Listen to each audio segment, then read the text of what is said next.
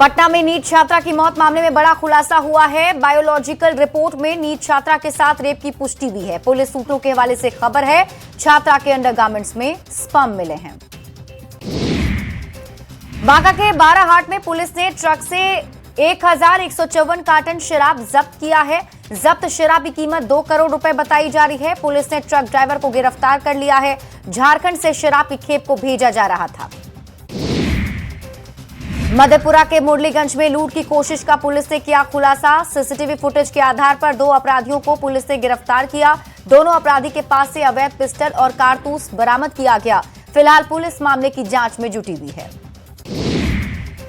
दरभंगा के भजौड़ा गांव में महिला की संदिग्ध हालत में मौत हो गई। मायके वालों ने सास और ननद पर गला दबाकर हत्या का आरोप लगाया है। परिजनों के मुताबिक मृतक पूनम देवी रील बनाती रहती थी। पति दिल्ली में काम करता था। फिलहाल पुलिस मामले की छानबीन में जुटी है।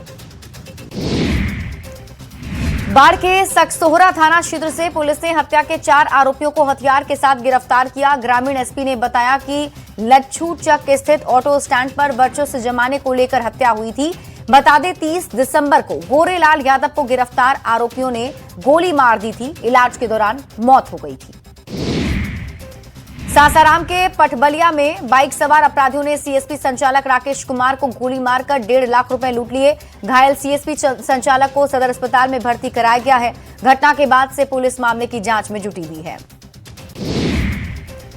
गया जी के बहेरा थाना क्षेत्र में डाक पार्सल वैन से 234 किलो गांजा बरामद किया गया। गांजा के साथ तस्कर को गिरफ्तार किया गया। वैन के अंदर तहखाना बनाया गया था। फिलहाल पुलिस गिरोह के बारे में पूछताछ कर रही है।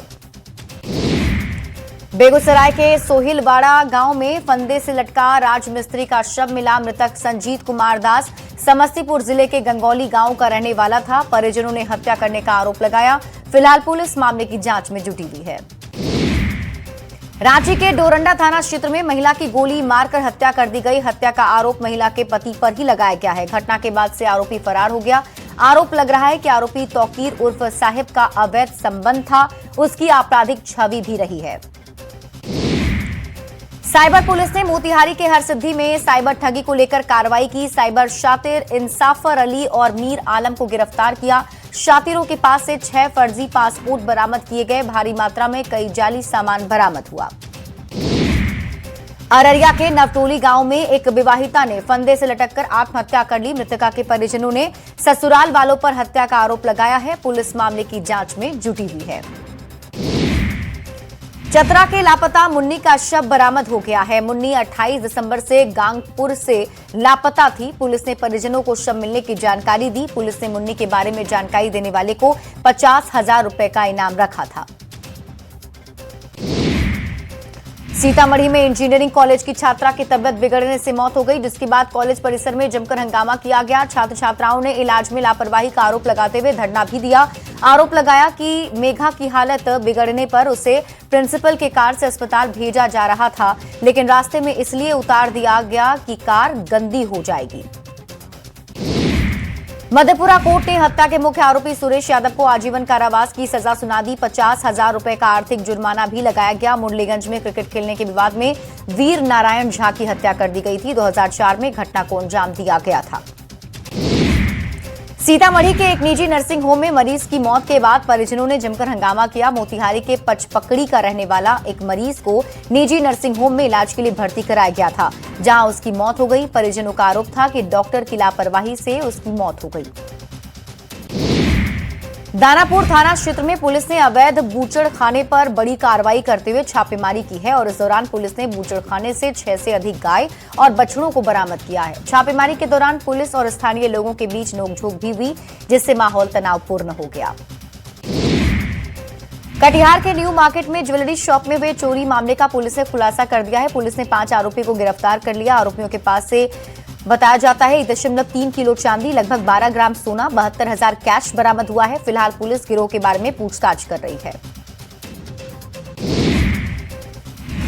रामगढ़ में चोरी के आरोप में 2 ग्रामीणों की पिटाई का मामला तूल पकड़ चुका है। आरोपी दुकान संचालक और भुरकुंडा पुलिस पर लोग भड़के हुए हैं। दोषियों पर कड़ी कार्रवाई की मांग की जा रही है। कांग्रेस और बीजेपी के नेता भी ग्रामीणों के समर्थन में आ गए हैं। भोजपुर के सिकरहटा खुर्द गांव में नकली उत्पाद बनाने वाली फैक्ट्री का खुलासा हुआ है। कई कंपनी का नकली सामान जब्त किया गया। कंपनी के अधिकारियों की जांच में फर्जीवाड़ा का खुलासा हुआ। अशरफ अंसारी के खिलाफ केस दर्ज कर पुलिस मामले की जांच में जुटी हुई है। धनबाद के पाथरडीह मुंगेरिया खटाल में दो गुटों में जमकर मारपीट हो गई। सूचना मिलने पर पुलिस पहुंची और मामले को शांत कराया। दोनों गुटों ने पुलिस से शिकायत की है। बताया जा रहा है कि दोनों पक्षों के बीच किसी बात को लेकर लंबे समय से विवाद चल रहा था।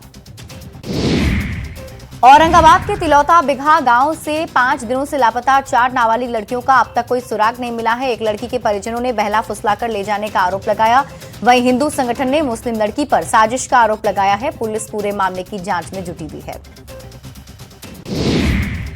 नवादा के मेहसौर अंचल कार्यालय में जमीन के दस्तावेजों से छेड़छाड़ और चोरी के मामले में कार्रवाई हुई।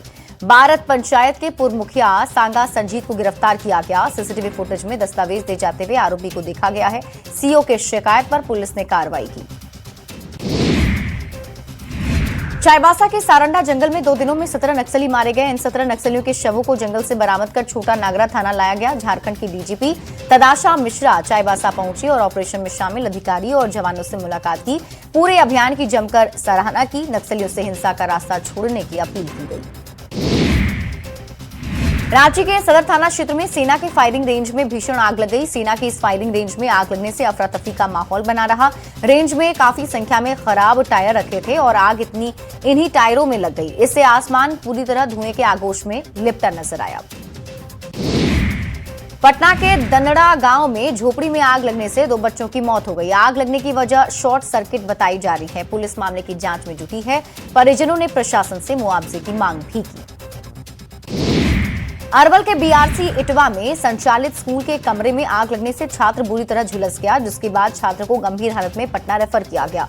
स्कूल में निर्माण चल रहा है, जिसके चलते बीआरसी भवन में बच्चों की पढ़ाई कराई जा रही थी।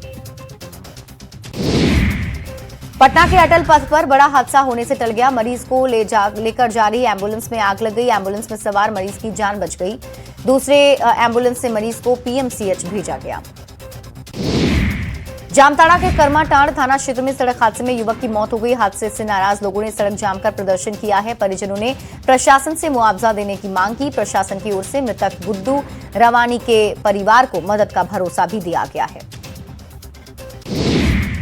मुंगेर के बैजलपुर में ट्रक और बाइक के बीच जोरदार टक्कर हो गई। हादसे में बाइक सवार युवक की मौत हो गई। युवक मजदूरी करने के लिए खड़गपुर जा रहा था। परिजनों ने आरोपी ट्रक ड्राइवर पर कार्रवाई की मांग की है। औरंगाबाद में तेज रफ्तार ऑटो पलटने से छात्र की मौत हो गई। घटना मदनपुर थाना क्षेत्र के कठवर टोला बंगला के पास की है। घटना के दौरान छात्र कोचिंग पढ़ने के लिए जा रहा था। हादसे में घायल 2 छात्रों को अस्पताल में भर्ती कराया गया है। कर्पूरी ठाकुर की जयंती पर तेजस्वी यादव ने हमला बोला। कहा कि कर्पूरी ठाकुर के विरोधी आज सत्ता में। इस पर जेडीयू ने पलटवार किया है और पूछा कि लालू प्रसाद ने कर्पूरी ठाकुर का अपमान किया, उसका जवाब कब देंगे। पूर्व कांग्रेस नेता शकील अहमद ने राहुल गांधी पर बड़ा हमला बोला। उन्होंने कहा कि राहुल गांधी सबसे डरपोक और इनसिक्योर नेता हैं। राहुल गांधी को कांग्रेस में मजबूत नेता पसंद नहीं। खड़गे सिर्फ नाम के कांग्रेस अध्यक्ष हैं। लिट्टी विथ मांझी कार्यक्रम में सीएम नीतीश कुमार शामिल हुए। मांझी आवास पर दोनों नेताओं की मुलाकात हुई। दोनों के बीच कई मुद्दों पर बातचीत हुई। मंत्री विजय चौधरी भी मौजूद रहे।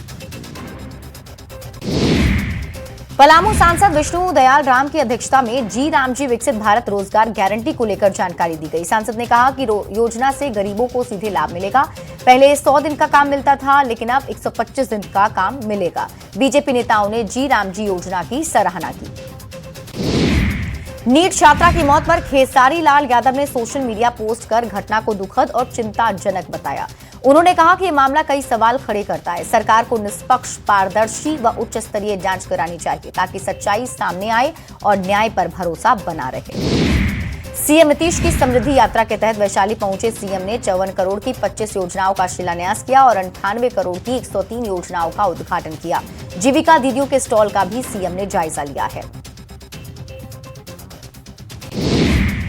बीजेपी प्रदेश अध्यक्ष संजय सरावगी ने कांग्रेस पर हमला बोला। कहा, कांग्रेस के विधायक एक कार में भी बैठेंगे तो सभी सीट फुल नहीं होगी। अगर कांग्रेस के विधायक टूटकर किसी दूसरे दल में जा रहे हैं तो इस पर वो कोई टिप्पणी नहीं करना चाहते हैं।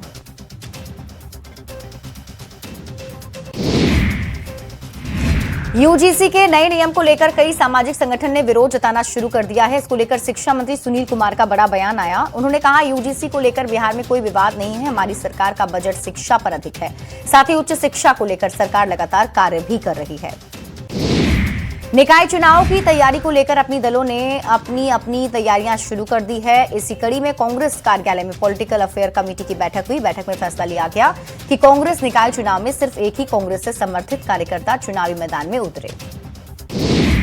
राहुल गांधी से मुलाकात कर स्वास्थ्य मंत्री इरफान अंसारी रांची लौटे और इस दौरान मंत्री ने कहा, राहुल गांधी को झारखंड आने का निमंत्रण दिया है। बजट सत्र के बाद राहुल गांधी जामताड़ा आएंगे। मुख्यमंत्री हेमंत सोरेन और कल्पना सोरेन के बारे में भी राहुल गांधी से बात हुई है। भारत रत्न जननायक कर्पूरी ठाकुर की 102वीं जयंती पर मुख्यमंत्री नीतीश कुमार कर्पूरी ग्राम पहुंचे। सीएम ने प्रतिमा पर माल्यार्पण किया। डिप्टी सीएम सम्राट चौधरी, विजय कुमार सिन्हा सहित कई नेता मौजूद रहे। समारोह में कृषि कल्याण राज्य मंत्री रामनाथ ठाकुर की 2 पुस्तकों का विमोचन भी किया गया। पूर्णिया में भारत रत्न जननायक कर्पूरी ठाकुर की 102वीं जयंती मनाई गई। कार्यक्रम में मंत्री लेसी सिंह समेत कई नेता शामिल हुए। मंत्री लेसी सिंह ने कहा कि कर्पूरी ठाकुर के सच्चे हिमायती मुख्यमंत्री नीतीश कुमार हैं और उन्हें भी भारत रत्न मिलना चाहिए। केंद्रीय मंत्री जीतन राम मांझी की तरफ से लिट्टी विथ मांझी कार्यक्रम का आयोजन किया गया, जिसमें उप मुख्यमंत्री सम्राट चौधरी शामिल हुए। लिट्टी विथ मांझी कार्यक्रम में हम पार्टी के नेताओं के साथ साथ बड़े चेहरे भी शामिल हुए। उप मुख्यमंत्री सम्राट चौधरी ने कहा कि जीतन राम मांझी हम लोगों के अभिभावक हैं। जेडीयू विधायक श्याम रजक ने आरसीपी की घर वापसी पर बड़ा बयान दिया। उन्होंने कहा कि मुख्यमंत्री नीतीश कुमार में विश्वास और आस्था रखने वाले सभी लोगों का पार्टी में स्वागत है। श्याम रजक ने कहा, जेडीयू हमेशा ऐसे लोगों का सम्मान करता है। चुनाव में हार को लेकर दिए अपने बयान पर आरजेडी के विधायक भाई वीरेंद्र अभी भी कायम हैं। आरजेडी कार्यालय पहुंचे भाई वीरेंद्र ने कहा, मैंने जो कहा सच कहा है और उस सब बयान पर अभी भी कायम हूं। जिन लोगों को 3 जिला कैमूर, रोहतास और सासाराम की जिम्मेदारी दी गई थी, उन्होंने टिकट बेचा, जिसकी वजह से आरजेडी की हार हुई। राष्ट्रीय स्वयं सेवक संघ के प्रमुख Mohan Bhagwat carnival banquet hall में आयोजित संवाद कार्यक्रम में शामिल हुए। यहां उन्होंने जनजातीय समाज के प्रमुख लोगों से मुलाकात की और समाज की चिंताओं को समझने की कोशिश की। इस दौरान आरएसएस की ओर से किए जा रहे सामाजिक कार्य और उनके उद्देश्यों को भी उन्होंने सामने रखा। लंदन दौरे पर सीएम हेमंत सोरेन से जिंदल समूह के प्रतिनिधियों ने मुलाकात की। रांची में 2 जनवरी 2026 को मुख्यमंत्री से नवीन जिंदल की बातचीत हुई थी। उसी को आगे बढ़ाते हुए नवीन जिंदल समूह और झारखंड सरकार के बीच सहयोग को और मजबूत करने पर चर्चा हुई। जेएमएम विधायक दशरथ गागराई का नया लुक सामने आया है। गाने में हीरो के रोल में विधायक जी नजर आ रहे हैं। नशा चढ़ाओ जान गाने में हीरो के रोल में विधायक जी देखने को मिलेंगे। बता दें, खरसावा से दशरथ गागराई विधायक हैं। विधायक दशरथ गागराई के वीडियो पर बीजेपी ने कड़ी प्रतिक्रिया दी। बीजेपी ने कहा, झारखंड में पूरा सिस्टम नशे में चल रहा है। जमीन लूट, कोयला लूट और अपराध का नशा तो सुना ही था, अब अश्लील आइटम सॉन्ग पर भी विधायक जी के अभिनय का नशा सामने आ गया है। हजारीबाग के BSF training centre Meru camp में रोजगार मेले का आयोजन किया गया। इसमें शामिल केंद्रीय मंत्री अन्नपूर्णा देवी ने चयनित 463 में से 223 अभ्यर्थियों को नियुक्ति पत्र सौंपा। पीएम मोदी ने भी दिल्ली से 61,000 से अधिक सफल अभ्यर्थियों को वर्चुअल रूप से नियुक्ति पत्र सौंपा। मुंगेर पुलिस ने एक बार फिर लोगों के चेहरों पर मुस्कान लौटा दी। पुलिस अधीक्षक सैयद इमरान मसूद ने एक कार्यक्रम आयोजित कर 96 लोगों को उनके खोए हुए मोबाइल फोन लौटाए। खास बात यह रही कि मोबाइल पाने वालों में सिर्फ मुंगेर ही नहीं बल्कि जिले के बाहर के लोग भी शामिल थे। पटना सिटी के विभिन्न गंगा घाटों पर मां सरस्वती की प्रतिमाओं का विसर्जन जारी है। लॉ कॉलेज, गायघाट, भद्रघाट, खाजे कला समेत सभी घाटों पर प्रतिमा का विसर्जन किया जा रहा है। सुरक्षा को देखते हुए पुलिस और एसडीआरएफ की टीम भी तैनात रही। सड़क और घाटों पर पेट्रोलिंग जारी है। लोहरदगा में जिला परिषद अध्यक्ष का चुनाव संपन्न हो गया। सुखदेव उरांव निर्विरोध चुने गए। पूर्व अध्यक्ष रीना कुमारी के इस्तीफे और अविश्वास प्रस्ताव के बाद यह सीट खाली थी। सुखदेव उरांव ने कहा कि उनकी पहली प्राथमिकता जिले का विकास होगा। पटना सिटी में सरस्वती पूजा मूर्ति विसर्जन को लेकर जिला प्रशासन पूरी तरह अलर्ट है। डीएम के निर्देश पर पटना सिटी के विभिन्न इलाके में बिहार पुलिस, बीएमपी और अर्धसैनिक बल ने फ्लैग मार्च भी किया। फ्लैग मार्च कर लोगों को सुरक्षा का एहसास कराया। अति संवेदनशील क्षेत्र होने के कारण सुरक्षा के कड़े इंतजाम किए गए हैं। सीसीएल कुजू एरिया के कर्मा आउटसोर्सिंग कोयला खदान खोलने को लेकर प्रबंधन और रैयतों के बीच बातचीत हुई। बैठक में सीसीएल के महाप्रबंधक और मजदूर संगठन के नेताओं ने भाग लिया। सहमति बनी कि कंपनी नियम के अनुसार मुआवजा, पुनर्वास और रोजगार दिया जाएगा। सालाना 10 लाख टन उत्पादन का लक्ष्य तय किया गया। धनबाद के गोल्फ ग्राउंड में 77वें गणतंत्र दिवस के मुख्य समारोह को लेकर जिला प्रशासन ने तैयारियां तेज कर दी। डीसी आदित्य रंजन और एसएसपी प्रभात कुमार ने परेड और झांकियों का जायजा लिया। दोनों ने कमियों को दूर करने का निर्देश दिया है। बता दें कि गोल्फ ग्राउंड में 20 जनवरी से ही परेड का रिहर्सल किया जा रहा है। गणतंत्र दिवस से पहले संदिग्ध गतिविधियों की आशंका को लेकर भारत नेपाल सीमा की सुरक्षा बढ़ा दी गई। इंडो नेपाल बॉर्डर पर सुरक्षा एजेंसियों को हाई अलर्ट पर रखा गया है। नेपाल बॉर्डर से आने वाले लोगों की तलाशी ली जा रही है। खुफिया रिपोर्ट के बाद सुरक्षा एजेंसियां पूरी तरह अलर्ट है। जम्मू कश्मीर के डोडा में शहीद हुए जवान हरिराम कुंवर का भोजपुर जिले के महुली घाट पर अंतिम संस्कार किया गया। बड़े बेटे प्रियांशु ने अपने शहीद पिता को मुखाग्नि दी। बता दें कि जम्मू कश्मीर के डोडा में ऑपरेशन के लिए जाते समय जवानों की गाड़ी करीब 200 फीट गहरी खाई में गिर गई थी, जिसमें हरिराम के साथ 10 जवान शहीद हो गए थे।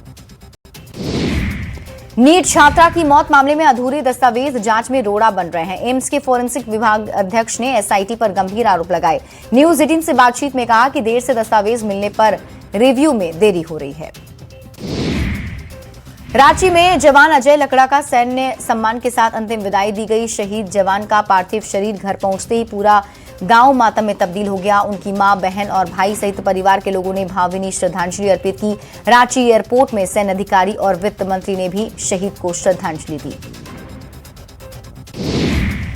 बोकारो यूजीसी के द्वारा एससी, एसटी और ओबीसी छात्रों को संरक्षित करने के लिए बनाए कानून का विरोध शुरू हो चुका है। इसका विरोध सवर्ण समाज ने किया। इसे सवर्ण समाज के लिए काला कानून बताया जा रहा है। बोकारो में सवर्ण समाज के छात्र और युवकों ने बैठक कर काले कानून का विरोध किया। देवघर नगर निगम के सफाई कर्मियों की हड़ताल जारी है। बकाया वेतन और पीएफ को लेकर नगर निगम के सभी कर्मचारी हड़ताल पर हैं। कर्मचारियों का कहना है कि जब तक बकाया पूरा नहीं किया जाता है तब तक हड़ताल जारी रहेगा। नगर निगम के पास करीब 2 करोड़ रुपए का पीएफ बकाया है और 2 महीने से वेतन नहीं मिला है।